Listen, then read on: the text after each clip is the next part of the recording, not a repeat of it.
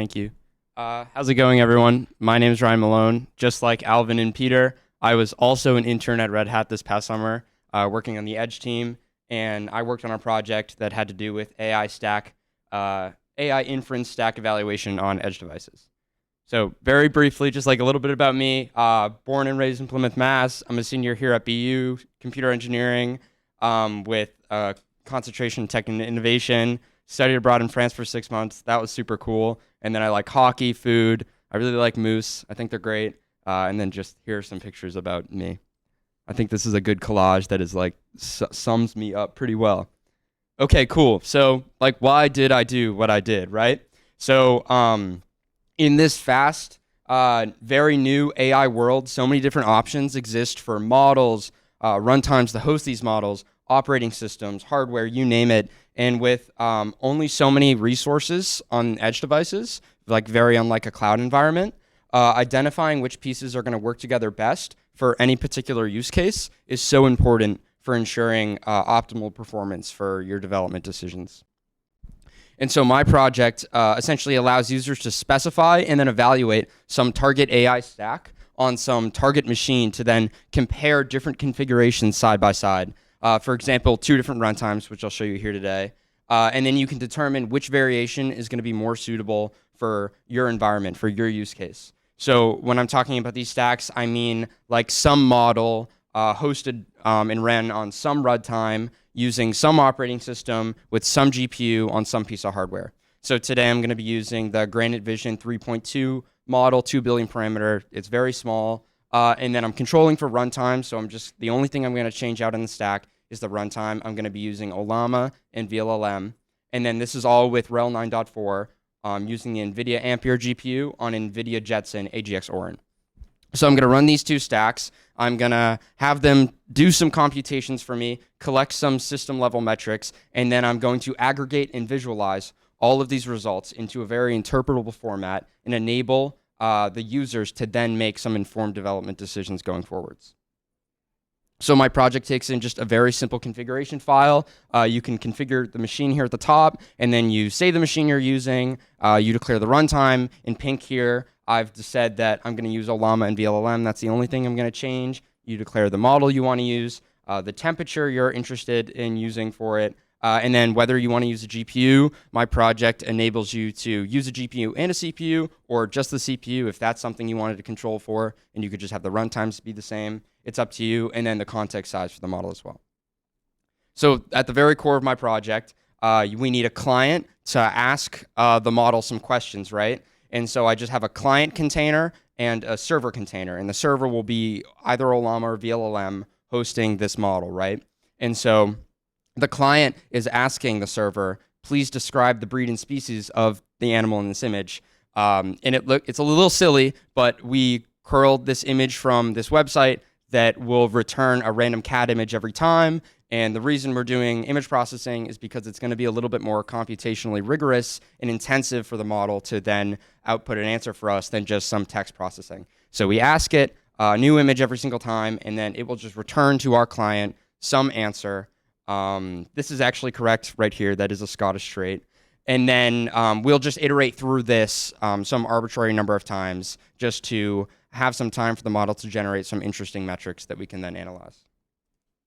So at the core is the server and the client containers interacting, but the rest of the project involves so this is all on the remote machine on the Jetson here. So we also have metric exporters that we'll deploy for every run, which will then scrape system level metrics like I was talking about off the machine. So power, CPU, memory, those sorts of things. And then we'll also have a remote Prometheus instantiation on this remote machine, which scraping metrics from the exporters as well as container level metrics from the client and the server. So then that's all on the remote machine. And then on the local machine, so on your laptop where you're running this project, you will also have a local Prometheus instantiation, which will be remote written to by the remote one, which will store all the metrics, and then Grafana will read from that and visualize it for you. Open Web UI is also something that we can leverage. So that is this open source web interface that just allows you to chat with models as if you're chatting with ChatGPT, but instead it's a local runtime. So it's this Granite model that's running on your local machine. So you can enable that. And so if you're not interested in having some client send the cat pictures, you could instead judge the quality of the responses of the models on your own, and the Open Web UI will hook up with the server on the remote machine. So then after we run these two stacks, these are the results. On the left here, this left light blue region, so this is all on my Grafana dashboard. This is like kind of the white box view of it, right? So on the left here is the Olama stack running. So that processes all these images. We collect all this data. Then the containers go down on the remote machine. And then new containers come up, which is the new stack with the VLLM runtime. So this is all if you're running a project on your port 3000. So we just collect some very simple power metrics from the machine, averages, standard deviation, that sort of thing. Also collecting just memory metrics as well. So memory usage over time, GPU memory usage, how much memory is the CPU is using. And then again, some CPU stuff. So CPU averages, standard deviation, usage over time. I also have the maximum CPU usage. It's over 100% for the VLLM stack, and that's because there are multiple cores with the CPU. And so it's 100% for each core. I believe there were 8 cores. And so then that's all this white box, right? That you can then go in and interpret these graphs however you want. But it should be this black box where you declare your stacks, and then here's just in one place a summary of side by side. Here are the benefits, the pros and cons of each stack. So here, the higher the score, the better the performance. Red here is the Olama stack when it ran, and then blue here is the VLLM stack when it ran. And so some developer who ran this project might surmise that, okay, I'm looking at this and I'm seeing that while the Olama stack consumed less power and used less memory and CPU, the VLLM was actually faster in request latency and throughput. And so if I'm memory constrained or I don't want to consume that much power, I'd be more interested in moving in the direction with Olama. But if my use case is just very time sensitive and I need low latency, then I would decide to move in the direction of using VLLM as my runtime. So next steps for this project, to just increase usability beyond just the Jetson machines. Right now, that's like just it's working on those family machines, but it'd be nice to work on any edge device. I also would like to be able to automatically deploy different operating systems by flashing different disk images. Right now, it's just RHEL 9.4, and you could flash one manually if you'd like, but it'd be nice to, in the configuration file earlier I showed you, just be able to switch it out really easily. And then being able to leverage larger cloud-based models to determine the quality of the responses. Right now, just using Open Web UI to be able to chat with them on your own to judge it in real time, but it would be nice to include that on the radar chart so you can just see it as this total synopsis. And then that's all I have for you so far. Thank you guys so much. And then here's a QR code for the repo if you're interested.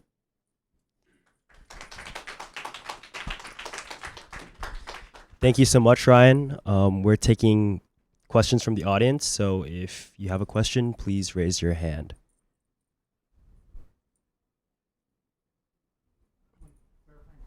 Shoot. Yeah, just the use of the web UI. Yeah. So can you elaborate on that just a little bit more and how that helped your edge evaluation? Sure. So, I mean, I think that's more just to like, it really only comes down to if you're controlling for the model and you're just curious about like the quality of the model and like its capabilities. And so, yeah, you can just like turn that on. So like if you were running tests to collect these metrics, you'd be less interested in using Open Web UI, but you can just enable it in the configuration file if you're curious. You're like, hey, I'm running all these tests. I understand that it's consuming less power, but like, how is this model really responding? Okay, so just to follow up, my question would be more about like, were you using this to generate a quality metric? I'm not generating any quality metrics. That's what I mentioned at the end is that like you would have to manually then ask for quality metrics because I figured it would be hard to really understand the quality of the responses without having some intervention from some like more intelligent model to then grade it. So the idea would be as it's generating the outputs, like from the client queries, is that that same image would be sent to like a ChatGPT API endpoint, right? With the response from the Granite model, right? And then it would be, hey, this is the description of this image. please grade it out of 100, be super critical, and then averaging that over time would give you some sense, right, of the quality of the response. So that's kind of the idea I had. Sorry if I wasn't clear about that. Okay, cool.